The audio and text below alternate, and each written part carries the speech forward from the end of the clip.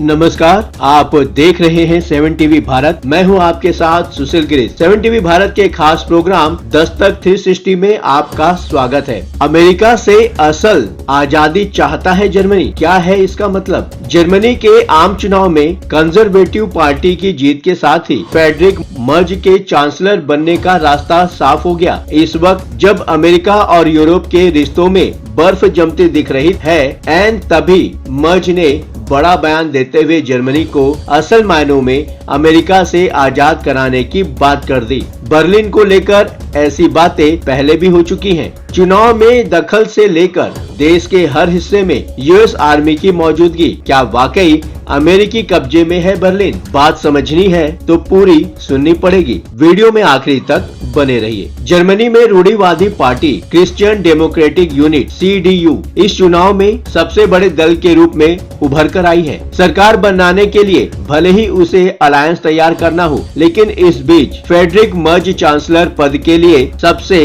दमदार दावेदार हैं। अमेरिका जर्मनी में दक्षिण पंथ की जीत पर खुशी जता रहा है। दूसरी तरफ संभावित चांसलर जर्मनी को असल अर्थों में यूएस से आजादी दिलाने की बात कह चुके। ये अपने आप में बहुत बड़ा बयान है और ऐसा पहली बार नहीं। इससे पहले रूस भी जर्मनी को अमेरिका के कब्जे में बता चुका है। इलेक्शन रिजल्ट आते ही CDU के नेता ने कहा कि मेरी पहली प्राथमिकता यूरोप को मजबूत करना है ताकि हम अमेरिका से असल आजादी पा सके। अब सवाल उठता है कि जर्मन लीडर ने इतनी बड़ी बात क्यों कही और वॉशिंगटन से असल मायनों में स्वतंत्रता का क्या मतलब निकलता है? द कन्वर्सेशन ने इस पर एक डिटेल्ड रिपोर्ट की है। इसमें माना गया है कि मर्ज का बयान ट्रम्प के हालिया रवैये के साथ से प्रेरित हो सकता है। असल में व्हाइट हाउस आते ही ट्रम्प ने कई बड़ी बातें की, जिनमें से कई सीधे यूरोप से जुड़ी हुई थी। उन्होंने डिफेंस बजट न बढ़ाने पर जर्मनी समेत तमाम यूरोपीय देशों को लताड़ा।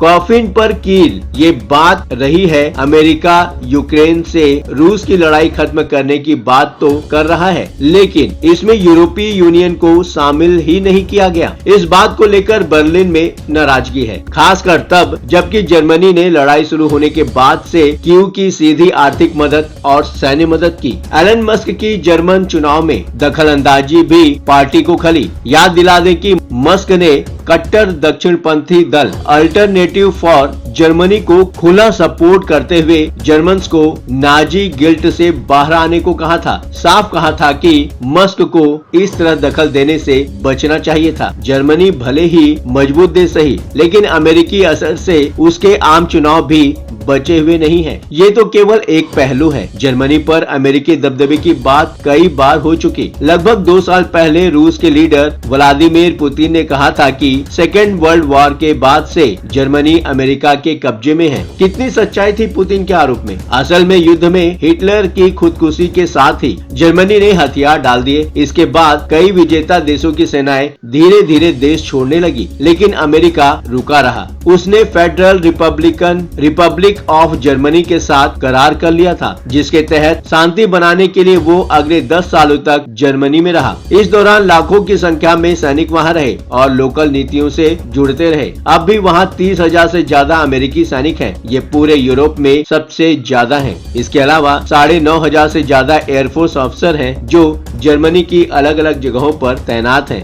आर्मी बेस पूरी तरह से ले चुका है शहर की शक्ल। जर्मनी में अमेरिकी ताकत का अंदाजा इसी से लगा सकते हैं कि वहां के स्टटगार्ट शहर में अमेरिका का बेस है, जिससे वो यूरोप के सभी देशों में काम करता है। लंबे समय से पोस्टेड सैनिक और अधिकारी वहां अपने परिवारों को लेकर आते हैं। अमेरिकी फौज को परेशानी न हो, इसके लिए जर्मनी में कई आर्मी बेस छोटे मोटे शहर में बदल चुके। जैसे रेमस्टाइन शहर में स्कूल और शॉपिंग मॉल अमेरिकी तर्ज पर है और डॉलर करेंसी चलती है। जर्मनी खुद को आजाद देश कहता है और दावा करता है कि उसके फैसलों पर किसी का असर नहीं। ये बात सही भी होगी, लेकिन अमेरिकी ट्रूप्स की भारी उपस्थिति को लेकर कई बार कई देशों ने आरोप लगाया कि जर्मनी में अब भी अमेरिकी असर है। जब ऐसी सिचुएशन बनी हुई है तो वास्तविक आजादी के लिए जर्मनी को क्या क्या करना होगा? फिलहाल मर्ज का मतलब इस सेना की मौजूदगी से कम है, लेकिन वे अमेरिका की लगातार धमकी से परेशान है। अगर उनका इरादा जर्मनी के डिफेंस को पूरी तरह अमेरिका से अलग करना है तो इसके लिए कई बड़े कदम उठाने होंगे। इसके लिए सबसे पहले तो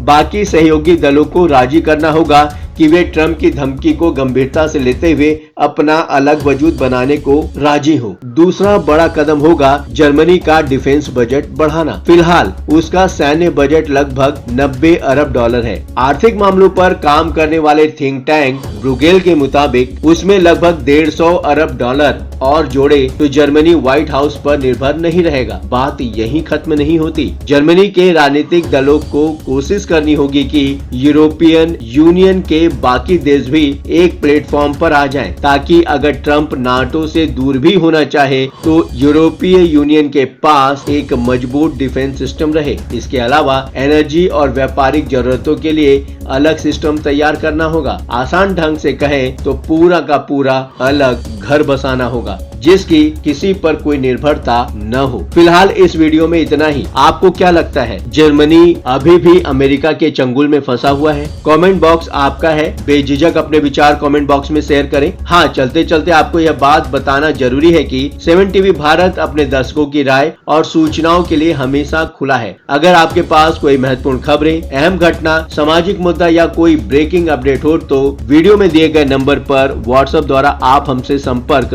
कर सकते हैं। आपके विचार, आपके सुझाव हमारे लिए मायने रखते हैं। अब आपकी बात नहीं रहेगी अनसुनी। ये प्लेटफॉर्म है आपका, आपकी आवाज को बुलंद करने का। वीडियो पसंद आया हो तो वीडियो को लाइक करें, साथ ही चैनल को सब्सक्राइब करके 7 टीवी भारत के परिवार का हिस्सा बने। लगातार खबरों के लिए बने रहिए 7 टीवी भारत के साथ।